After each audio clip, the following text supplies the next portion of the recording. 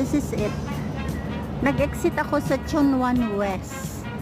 Kasi galing ako ng Mayfo, interchange mga miss ko sa Chunmun. And ito na ang kinalabasan ko. Nag-exit ako ng Chunwan West. Sumakay ako ng Mayfo. Dahil hinatid ko yung mga pamangking ko doon. At first time ko bumaba dito sa Chunwan West. Exit B1. Oh my God. Ang dami kong experience ngayong gabi, ngayong araw hanggang ngayon. Ayan.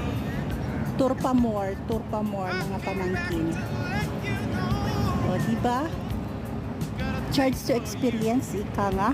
Pag wala kang experience, wala ka rin kalalagyan.